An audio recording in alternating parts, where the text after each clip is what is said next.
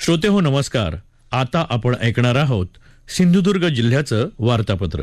जिल्ह्यात योग दिन मोठ्या उत्साहात साजरा. अंबोली घाटात येणाऱ्या पर्यटकांना निसर्ग पर्यटन गाईडची सेवा मिळणार. जिल्ह्यात 7 ठिकाणी सुरंगी वन विकसित करणार, त्यासाठी जागा निश्चित. आणि जिल्ह्यात सायबर पोलीस ठाण्यामार्फत चोरी गेलेले 325 मोबाईल जप्त. या होत्या गेल्या महिन्याभरातल्या रायगड जिल्ह्यातल्या ठळक घडामोडी. या आणि इतर घडामोडींविषयी सविस्तर माहिती देत आहेत आमचे सिंधुदुर्गचे प्रतिनिधी निलेश जोशी.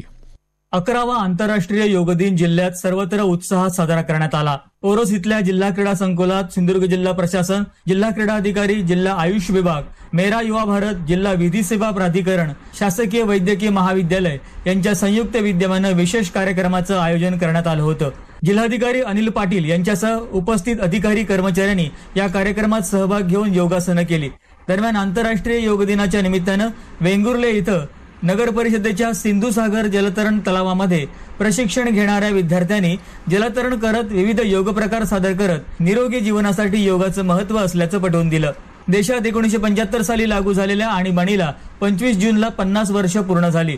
त्यानिमित्त आणीबाणीत कारावास भोगलेल्या जिल्ह्यातल्या संघर्ष यात्रींचा जिल्हाधिकारी अनिल पाटील यांच्या हस्ते मुख्यमंत्री देवेंद्र फडणवीस यांच्या स्वाक्षरीचं गौरवपत्र आणि गुलाबपुष्प देऊन सत्कार करण्यात आला. जिल्हा माहिती कार्यालयाच्या माध्यमातून देशात 1975 ते 1977 मध्ये लावलेल्या आणीबाणीतल्या घडामोडींवर आधारित सचित्र प्रदर्शन भरवण्यात आलं होतं.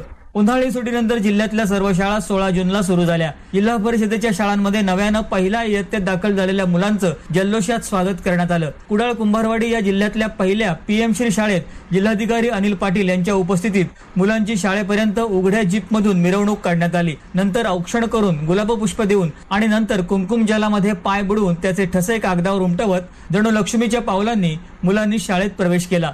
जिल्ह्यात शाळेच्या पहिल्याच दिवशी मुलांना पाठ्यपुस्तकं आणि गणवेशाचं वाटप जिल्हाधिकारी अनिल पाटील आणि उपस्थित मान्यवरांच्या हस्ते करण्यात आलं. आंबोलीमध्ये पावसाळी पर्यटन सुरू झालंय. आता इथे येणाऱ्या पर्यटकांना निसर्ग पर्यटन गाईडची सेवा मिळणार आहे. गावातच रोजगार निर्मिती व्हावी या उद्देशानं आंबोली ग्रामपंचायत आणि वन विभाग यांच्या संयुक्त विद्यमानं आंबोली इथल्या स्थानिक युवकांना निसर्ग पर्यटन गाईड म्हणून प्रशिक्षण देण्याचा निर्णय घेण्यात आला. त्यासाठीचं प्रशिक्षण देखील आंबोलीमध्ये झालं. विशेष म्हणजे हे प्रशिक्षण घेतल्यानंतर संबंधित युवकांना प्रमाणपत्र आणि ओळखपत्र सुद्धा देण्यात आलंय.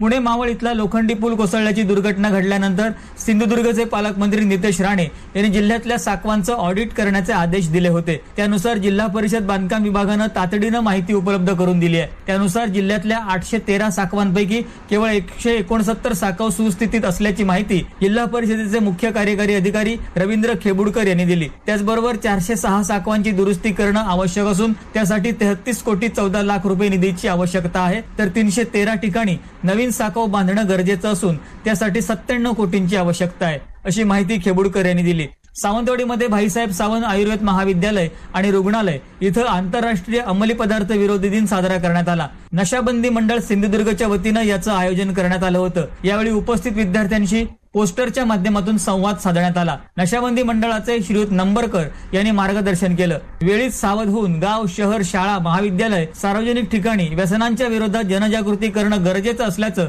नशाबंदी मंडळाच्या अर्पिता मुंबरकर यांनी सांगितलं. यावेळी सर्वांना अंमली पदार्थ मुक्तीची शपथ देण्यात आली. जिल्ह्यात 7 ठिकाणी सुरंगी वन विकसित करण्यात येणार आहेत. वन विभागानं त्यासाठी आवश्यक असलेल्या जागा निश्चित केल्या आहेत. दुर्मिळ असलेल्या सुरंगीचं जतन व्हावं आणि पुढच्या पिढीला त्याचा फायदा व्हावा यासाठी या उपक्रमात 2600 झाडं लावण्याचा संकल्प वन विभागानं सोडलाय. यात ग्रामपंचायत आणि शासकीय कार्यालयांना सामावून घेऊन हा उपक्रम यशस्वीपणे राबवला जाणार आहे. सिंधुदुर्ग पोलीस दलाच्या सायबर पोलीस ठाण्यामार्फत CIR या पोर्टलच्या माध्यमातून आतापर्यंत प्राप्त झालेल्या तक्रारीमधून तब्बल 48,075 रुपये किमतीचे 325 मोबाईल तक्रारदारांना परत मिळवून देण्यात यश मिळालंय.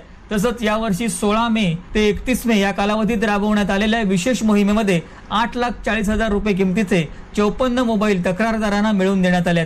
जप्त केलेले मोबाईल पोलीस अधीक्षक मोहन दहिकर यांच्या हस्ते तक्रारदारांना परत करण्यात आले. जिल्हा वार्तापत्रासाठी सिंधुदुर्गहून निलेश जोशी. श्रोते हो, याबरोबरच सिंधुदुर्ग जिल्ह्याचं वार्तापत्र संपलं. हे वार्तापत्र आकाशवाणी मुंबईच्या प्रादेशिक वृत्त विभागानं सादर केलं.